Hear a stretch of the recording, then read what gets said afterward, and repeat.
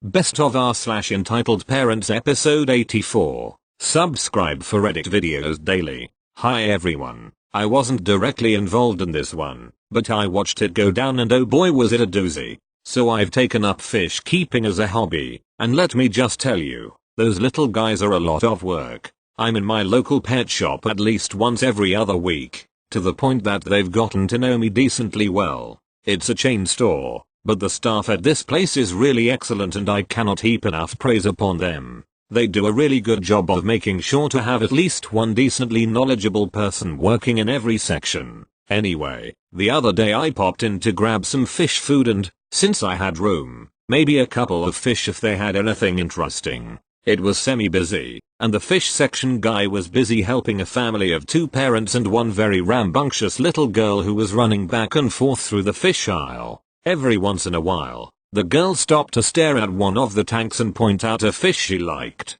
Mommy's queuing wow without looking up from the phone. Meanwhile, Dad came back over with a 15-gallon tank, which is relatively small for a tank, and basically all of the equipment, decorations, you name it. Everything you'd need to get started. Okay sweetie, he said, ready to pick out some fishies? This stopped the fish guy in his tracks. Are these fish for that tank you're buying?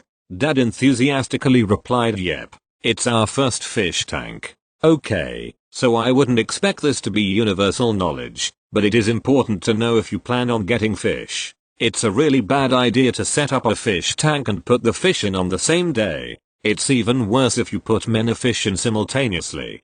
Basically, you need to give the tank time to settle first. Depending on the source, the water may have to be treated as most species of fish are somewhat particular in the water conditions they can handle, and if you were including things like life plans, you need to give them time to make the changes to the water that they inevitably make. Otherwise the stress and shock from unsuitable conditions or a rapid change in water quality can kill the fish quite quickly.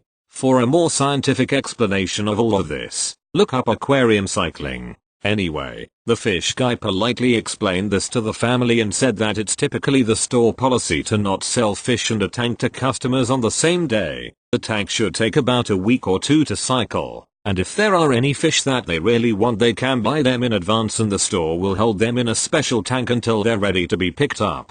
The little girl piped up with, "Daddy, when can I get my fishy?" And this guy went straight to, "I'm sorry sweetheart, this man is saying you can't have a fishy right now." Immediately this girl ran about 6 feet back, slammed her back up against the fish tanks, slid to the floor, and started sobbing. Mommy rushed to the girl and immediately started with, "Don't worry, Daddy will get you your fishy." Fish guy didn't really know how to handle this at this point, but lucky him that the manager was just happening to walk by. "Is everything okay here?" he asked. Dad replied with, "Yeah, this guy won't sell us a fish." The manager then asked, "Is it for that tank you're holding, sir?" Dad said yes, and the manager began to give him the same exact explanation as the fish guy before. Dad cut in with, "Yeah, I heard that spiel. Don't care." The manager was trying to reiterate why it is such a bad idea to do this and the dad finally said, "Like I said, don't fucking care. You see that little girl right there? I am more than happy to let that go on all day until you sell me some fucking fish." The manager sighed, looked at the fish guy and said, "Just give him his damn fish," and walked away for what I can only imagine was the most important cigarette of the day. The dad stood there looking all smug and announced, "Okay sweetie, you can get your fish." And it was like a switch got flicked and the girl stopped immediately, like she'd never had a tantrum in her life. As if it were not enough for them to get their way, this family proceeded to pick out a fish from virtually every tank. I wish I were joking. Without thinking twice, these people put together an abomination of a tank. You see, there are many kinds of fish. Some are big, some are small, some are solitary and some hang out in groups. Some like to nibble on store-bought flakes, and some delight in tearing the next nearest fish into fresh flakes. These are the things you must consider when stocking a tank with fish. These people did not consider that remotely. I'm talking like single specimens of fish that should be in a group. Some larger fish like goldfish which honestly need like 10 gallons apiece. Some catfish that are almost certainly not going to eat flakes from the surface. Basically a whole bunch of fish that should not be together, not least crammed into 15 gallons of water. But friends, there is at least some assurance that these people will have a learning experience. You see, the very last fish they grabbed was what the father called the biggest goldfish I've ever seen. Fish guy tried to explain, but by that point they had completely tuned him out. Look, his name is Oscar, like Oscar the Grouch.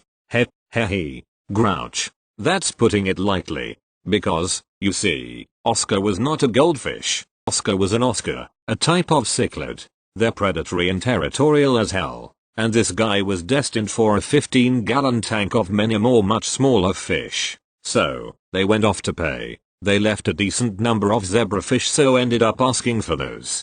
Told the guy, and don't worry, my tank's cycled and well established. He just put his head down and said, fucking idiots. I replied, I feel bad for the fish though. He said that as much as that sucks, when they inevitably come back for a refund, they'll have a hard time with it when the receipt shows both the tank and the fish. Anyway, if Oscar survived the water conditions, I'm sure that little girl is having a hell of a Nat Geo moment right now. Edit. I will try to remember to follow up if the same guy is working next time I go in. He's there frequently, so am I. I should probably learn his name. I'm bad with that kind of stuff. Thank you. Next. Cast me. I think that me could be wrong. Face with tears of joy. EM entitled mom. ED entitled daughter. BF best friend. Male. So this happened my senior year of high school. I've loved theater and have been part of performances since I was like 6. I've taken classes during the summer and have been part of over 50 shows, but never as a lead. Until my senior year, our school decided we were going to perform The Phantom of the Opera. That is my all-time favorite musical and one of the first plays my parents introduced me to. I knew I wanted to play Christine and practiced singing a soprano just for her songs. When auditions rolled around, there were 10 girls all auditioning for Christine and about 4 boys for the Phantom, including my BF. Now it's pretty normal that while you wait you rehearse lines and practice the song piece because of how our auditions work. First everyone goes in and sings a song. Girls it was Think of Me, the boys it was Music of the Night. The actual talking scenes were Angel of Music for girls and Nights for the boys. After everyone auditioned separately, they would choose the 2 best from each category and have them work together. So the scenes for that was past the point of no return, as there also needs to be chemistry between the actors. So my BF and I are in the hall practicing posture and our songs when ED comes along. She looks over at me and tells me I should just go home now since no wetback would ever play Christine. Yes, I'm Hispanic and I have pretty tanned skin, but our casting director does not choose actors based on color, it's literally talent and chemistry between actors. I brush it off cause while let that bother me, not thinking much of it. Come to hear about callbacks, and me and Ed as well as BF and some other guy are called back. I'm ecstatic I actually have a shot of being Christine. The day of callbacks we head back to the auditorium and there's a woman with the Karen look in the very front row. Okay cool, it's a public area, maybe she's the mom of the other guy or Ed. As soon as Ed gets on stage, EM is cheering and clapping saying she's amazing. I'll be honest, she was good, but she kept messing up the song and was kinda robotic. When Ed is done, she turns to me and BF and tells me to go fuck myself, she's so getting the part. Me and BF audition and EM is loudly criticizing our performance. EM, Ed, is that the wetback you were telling me about? She's so ugly and so untalented. Don't worry, you'll be getting the part. Once we're done, the director calls us back on stage and announces that BF and I are the Phantom and Christine, while Ed and other boys are understudies. I'm so happy until I'm shoved off the stage by Ed. Everyone goes quiet while EM starts screaming that her baby was better than any wetback and deserves to play Christine. The director is helping me up while Ed is crying about how she deserves this more than I do. But it doesn't stop there. EM stomps up to where I'm sitting and tells me to drop out right now or she'll make my life hell. I tell her to go away and to leave me alone. I'm not dropping out of the play, as this has been my favorite play since I was young. EM doesn't care and says that her precious baby deserves the role because she's white and I need to drop out right now. The director says that's enough, and because of the stunt Ed pulled sh out of the play and she will be talking to the principal about her actions. Ed and M continue to cry and scream more while myself, BF and other boy leave. Still hearing their screams in the background. Needless to say, the show went really well and Ed did not get to play Christine. Thank you. Next. So another story, and just for some backstory, this is the same family as in my last EP post. A bit of backstory because that's what all stories need to start up. We live in a small block. EK is in the lane next to the lane we live in. Capital W. There's 2 playgrounds. One with swings, seesaws and a climbing frame. The other with slides connected to a climbing frame. We like going to the playground with the slides to whittle sticks with our knives, or just because it's fun to climb around a bit. To get to this playground though, we have to pass EK's lane. We found a new route now, but it's mostly road. Either way, here's today's cast. ES, my big sis. LS, my small sis. EK, well you can guess. EM, thinking face. EG, the girl on my hit list.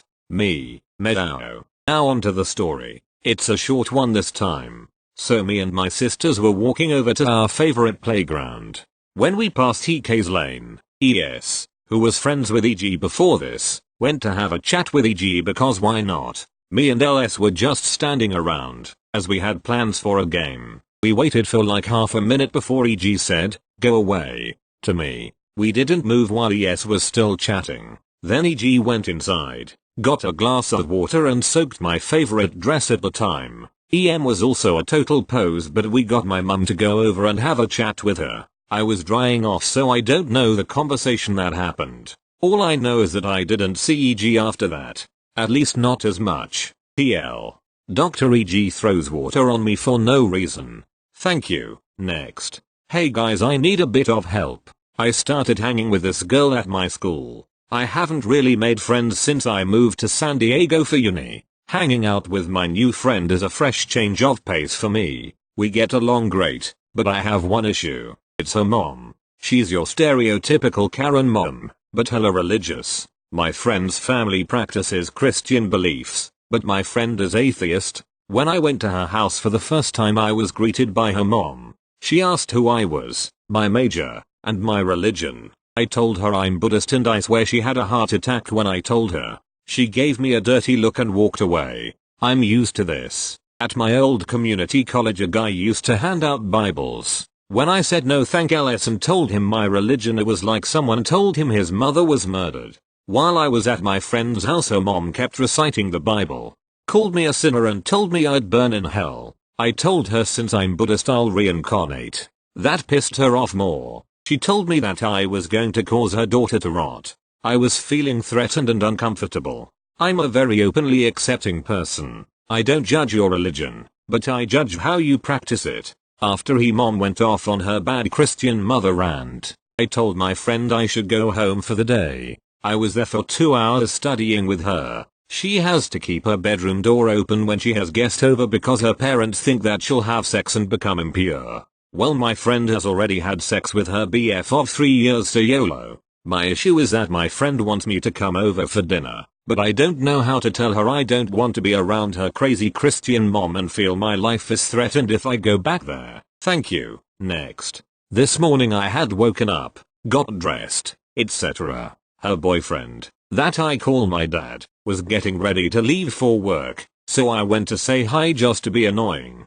Gave him a hug before he left. He hit me in the back gently, literally on my back, don't get the wrong idea, and left. M equals mom, me equals MED equals dad. Maybe 20 minutes after he left, M calls me and she sounds pissed, was confused, didn't know what was wrong. The moment I get over there, M starts yelling at me about how we look suspicious or whatever because when I hugged him I had looked at her. It was stupid and made me really mad. Then she accused me of grinding against him. Why? I don't know. He just pops my back. I think that's the right term. And we go on with our day. Sure, we're close, but what the hell? D doesn't fuck/touch her or whatever. She complains about it a lot. And she's mad about it and shit. She said that we were being sneaky behind her back. Because we hang out a lot. Because we're like best brothers. TL.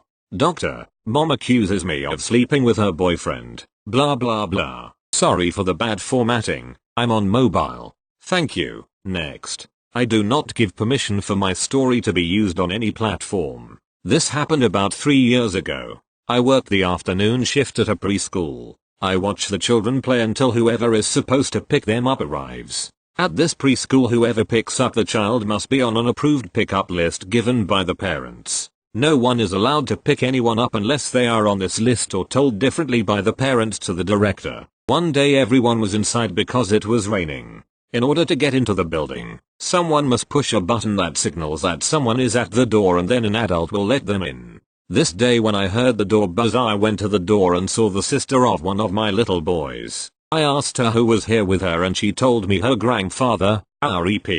I told her that she needed to go get him to sign him out. She tried to tell me that she was allowed to sign her brother out. I knew that this was wrong, and at that time the little boy had heard his sister and came out of the room where the kids were. She tried to pull him to the door so they could escape, but I took the little boy's hand and told him to go back into the room. I opened the door and told her to go get her grandfather. About a minute later he finally came to the door. He was mad that I wouldn't let an 8-year-old take a 4-year-old out of the building by herself. I tried to explain that she was too young and not on the approved list. He told me that I was wrong and that she signs him out all the time. I knew that this was wrong since I was there every day. I tried to tell him that his 16-year-old sister does pick him up sometimes, but I have never let him leave with just the 8-year-old. By this time I just want him to leave, which he finally does, still arguing that I was wrong and I would get in trouble. I called my boss and told her what happened. She let me know that I was right and I would not get into any trouble.